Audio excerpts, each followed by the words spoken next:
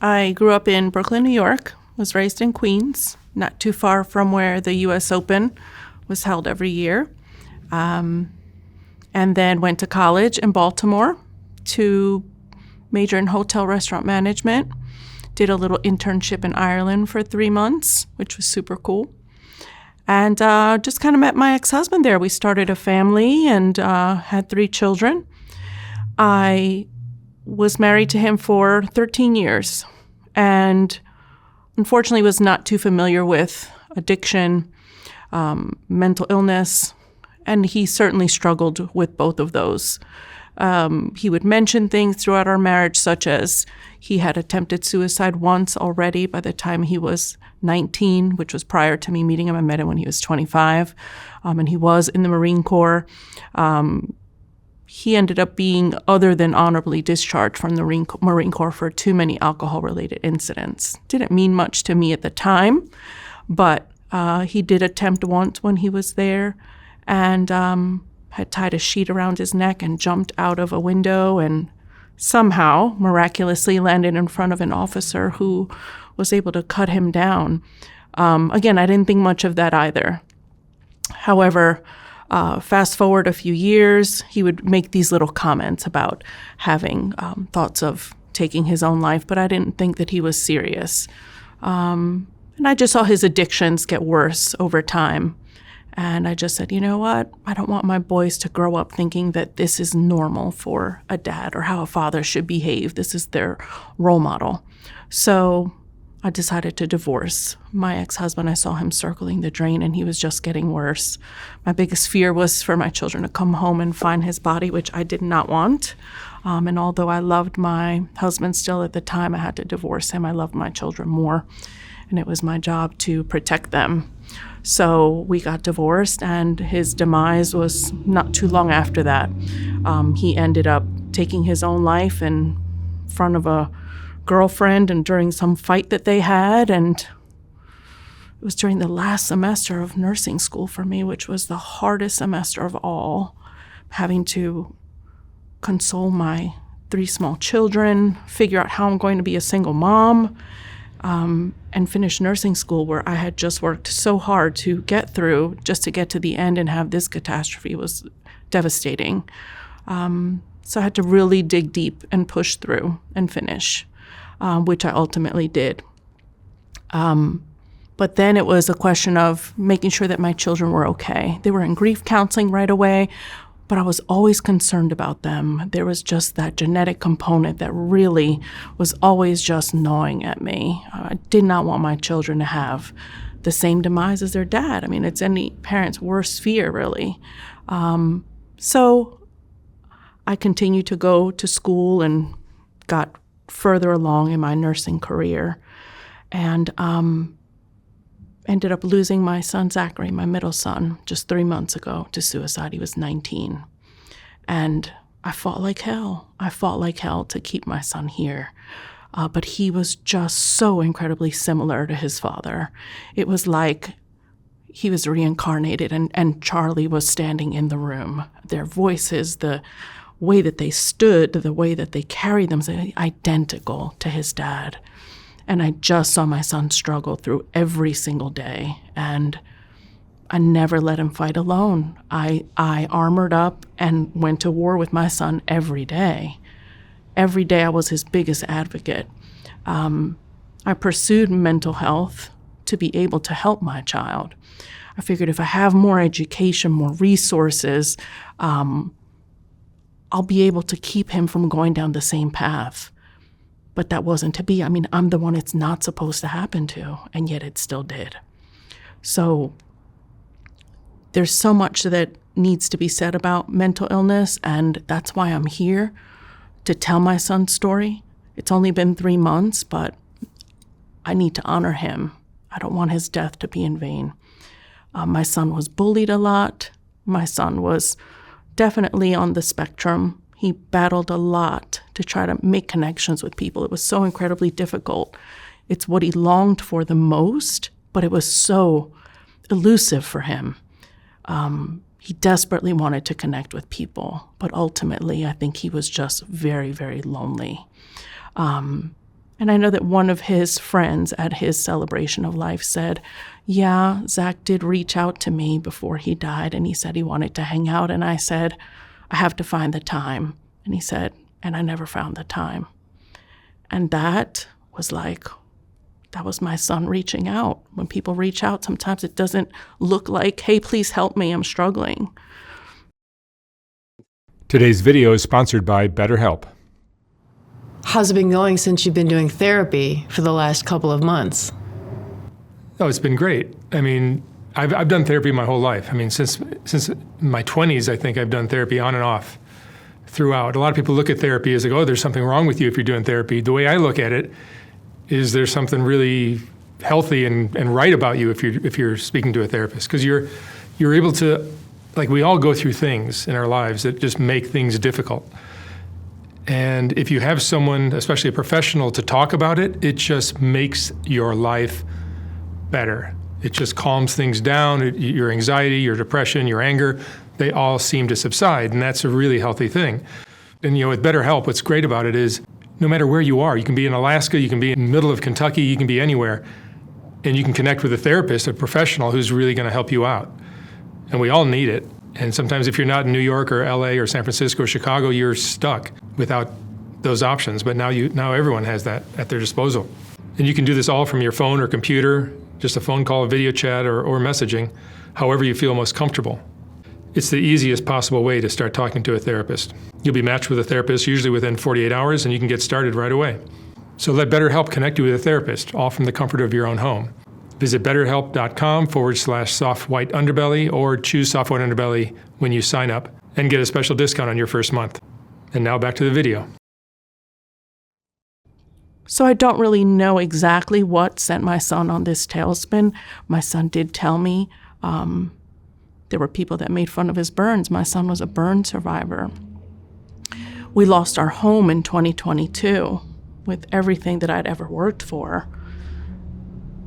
Yet, it didn't matter because my son had survived such devastating injuries. I said, it doesn't matter, my son's alive. Who cares? It's just stuff. What do I care? And my son really had some devastating physical scars, but psychological scars too. For a 17-year-old to be burned second and third degree burns on a third of his body was more, I think, than he could handle, more than any of us could truly handle. 17-year-old doesn't have the best coping skills. But he was in therapy, he was taking medication, we were doing all the things that we're supposed to do, and it wasn't enough. So I'm here to tell my son's story. I want people to know, it's so cliche, please be kind. We just don't know what people are suffering with every single day. And my son, he loved everybody. He forgave everyone. He was so kind. I hope to be more like my child and be as forgiving as him. I'm working on it. He taught me so much.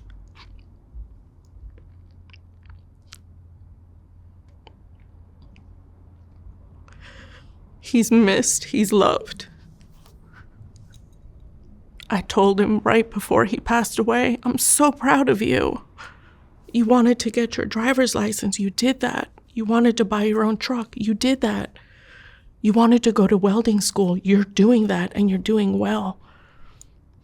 You're doing all the things you wanted to do, you're getting more freedom, more autonomy. That's what you wanted. I'm really proud of you. He said, thank you.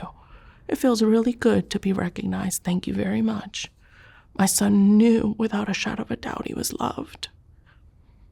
I was his biggest cheerleader. However,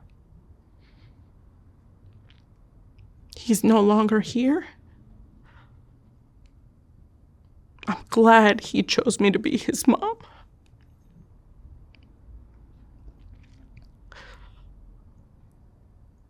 I'm the right one. I'm not scared. I'm not quitting. Just because my son's not here doesn't mean that I don't continue to fight for him and for others like him who suffer in silence. That doesn't go away. I will continue to fight. I fought with him by his side every day. Just because he's not here, I'm not stopping.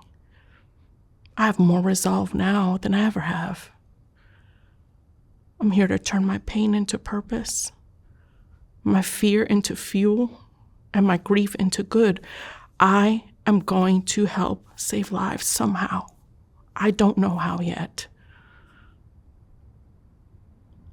But I have to believe this is not a coincidence. This is all very much intentional.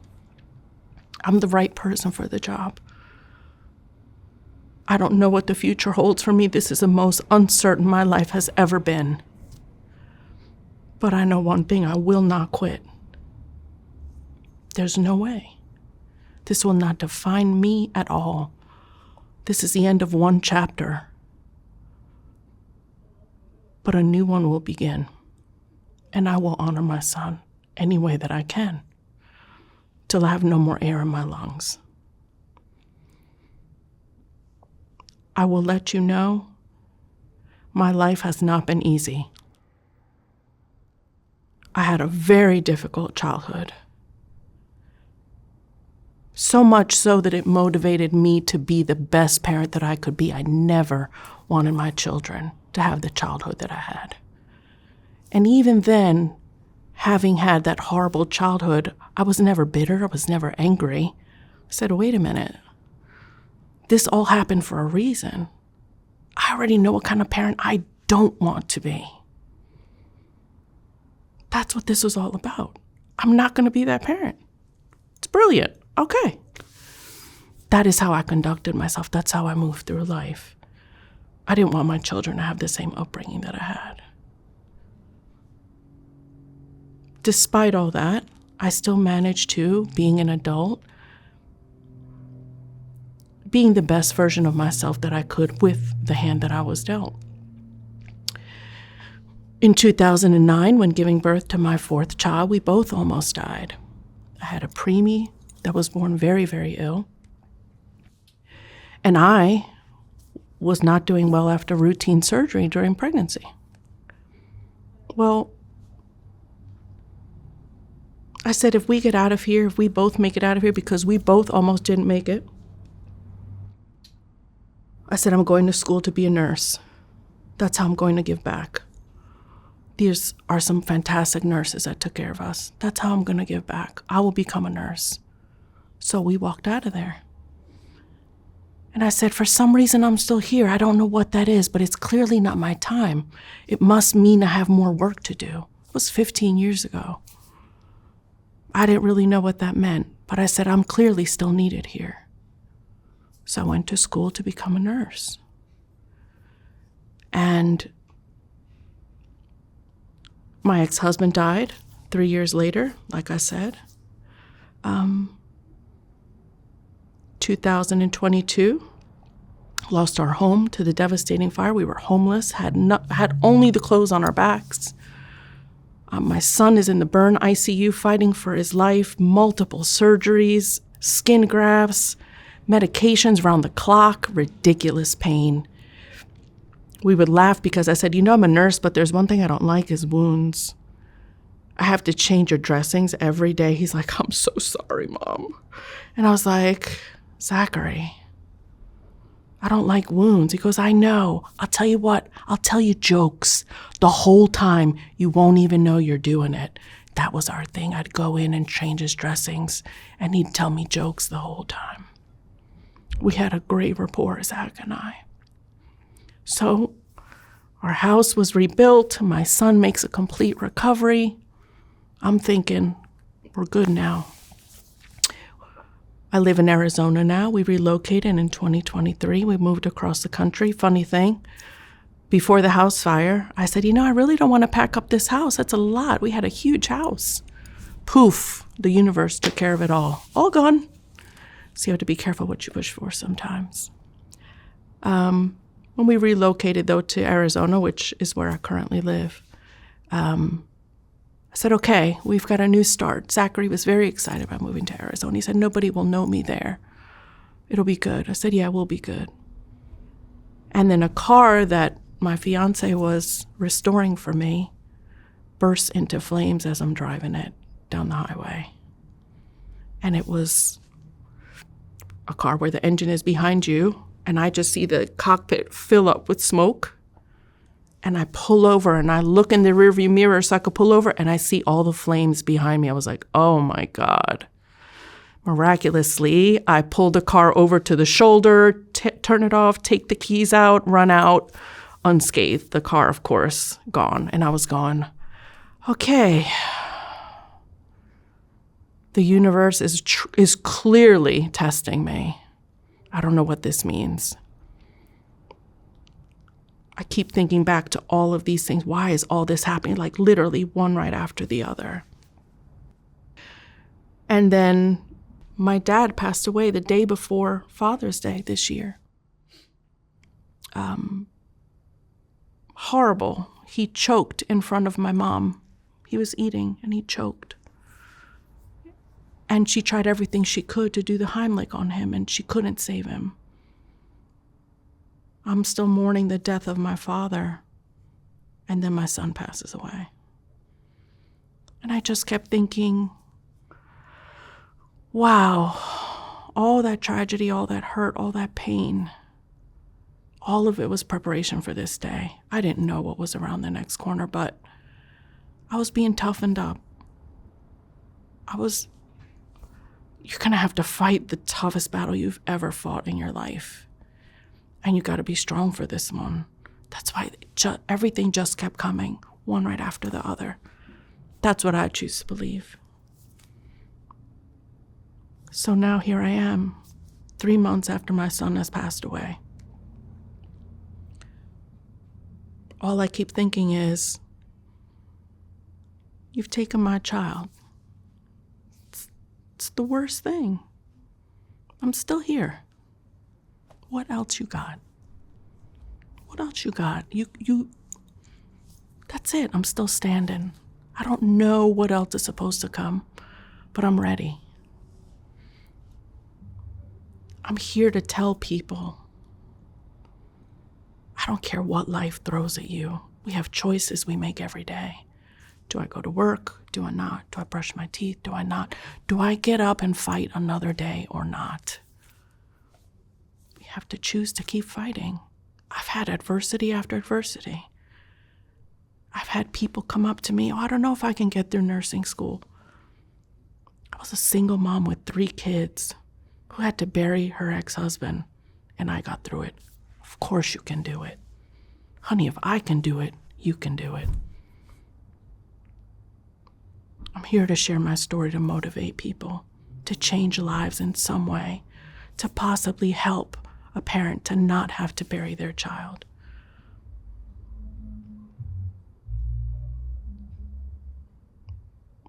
I'm open. I say that being open and vulnerable is my superpower. I have been putting my ugly crying videos on social media, showing people what this grief journey looks like. Letting people know you can be great.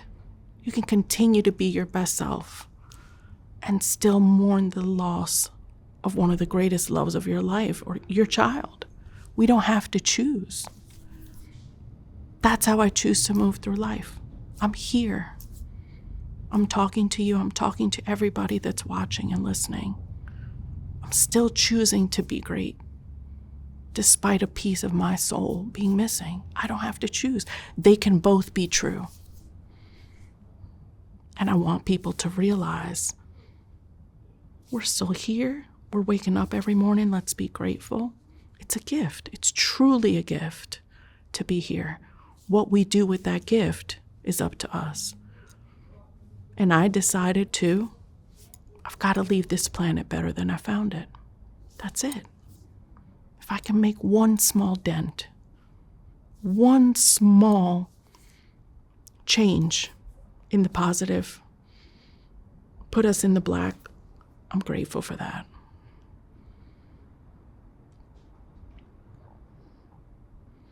A lot of people have trouble being open and vulnerable. I don't. I do not. When I tell you my son picked the right person for the job, that's what I mean. I will bear it all to help others. It's why I became a nurse, to help others. That doesn't go away. We can't turn it off. I remember one time meeting someone who said, "Wait a minute, you're a mom? And you're a nurse? And you're a massage therapist? All you know how to do is give, isn't it?" And I went, "I never thought of it that way. I guess you're right. That's what I do. I give. I want people to learn from what I've gone through.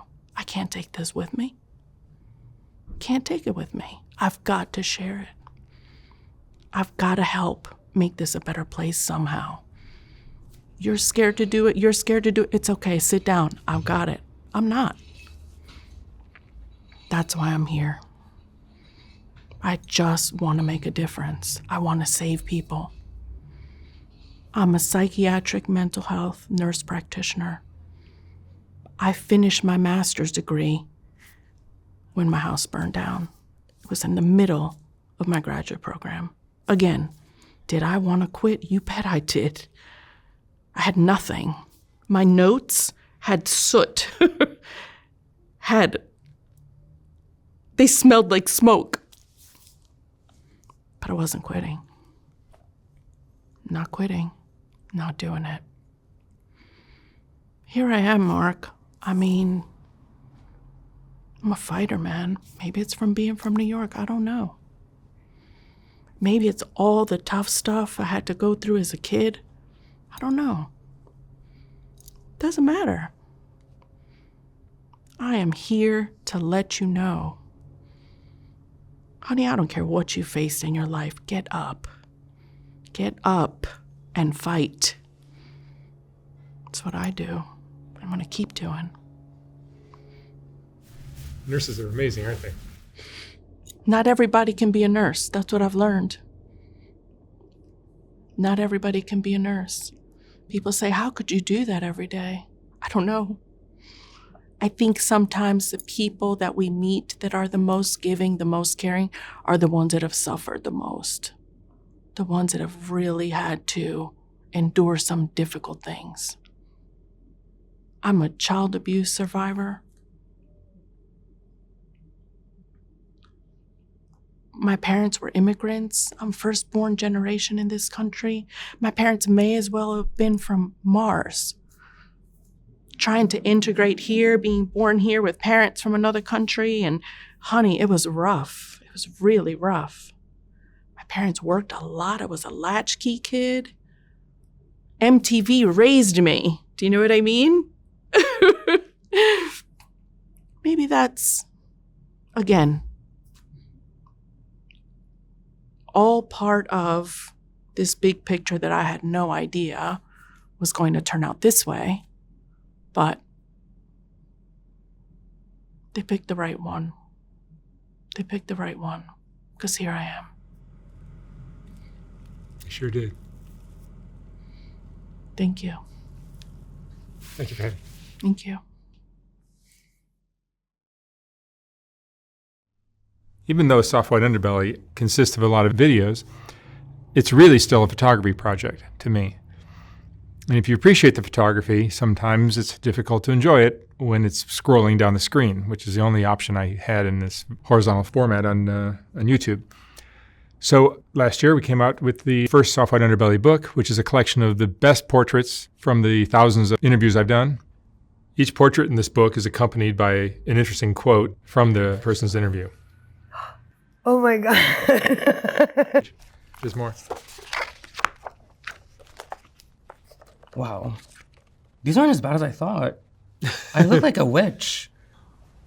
I will not be reprinting this book when it sells out. So once it's gone for good.